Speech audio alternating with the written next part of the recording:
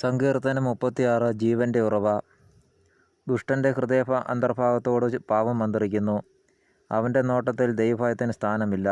തൻ്റെ ദുഷ്ടത കണ്ടുപിടിക്കുകയോ വെറുക്കപ്പെടുകയോ ഇല്ലെന്ന് അവൻ അഹങ്കരിക്കുന്നു. അവൻ്റെ വായിൽ നിന്ന് വരുന്ന വാക്ക് ദുഷ്കർമ്മവും വഞ്ചനയുമാണ്. വിവേകവും നന്മയും അവൻ്റെ പ്രവൃത്തിയിൽ നിന്ന് അപ്രത്യക്ഷമായിരിക്കുന്നു. കിടക്കയിൽ അവൻ ദ്രോഹാലോചന നടത്തുന്നു. അവൻ തൻ്റെ ദുർമാർഗത്തിൽ ചരിക്കുന്നു. തിന്മയെ അവൻ വെറുക്കുന്നില്ല. കർത്താവേ, അങ്ങയുടെ കാരുണ്യം ആകാശത്തോളം എത്തുന്നു, വിശ്വസ്തത മേഘങ്ങൾ വരെയും. അങ്ങയുടെ നീതി ഗിരിശൃംഗങ്ങൾ പോലെയും അങ്ങയുടെ വിധികൾ അഗാധങ്ങൾ പോലെയുമാണ്. കർത്താവെ, മനുഷ്യനെയും മൃഗങ്ങളെയും അവിടുന്ന് രക്ഷിക്കുന്നു. ദൈവമേ, അങ്ങയുടെ കാരുണ്യം എത്ര അമൂല്യം! മനുഷ്യമക്കൾ അങ്ങയുടെ ചിറകുകളുടെ തണലിൽ അഭയം തേടുന്നു.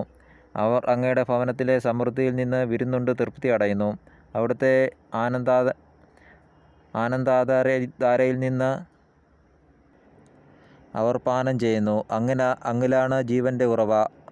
അങ്ങയുടെ പ്രകാശത്തിലാണ് ഞങ്ങളുടെ പ്രകാശം. അങ്ങയെ അറിയുന്നവർക്ക് അങ്ങയുടെ കാരുണ്യവും നിഷ്കളങ്ക ഹൃദയർക്ക് അങ്ങയുടെ രക്ഷയും തുടർന്ന് നൽകണമേ.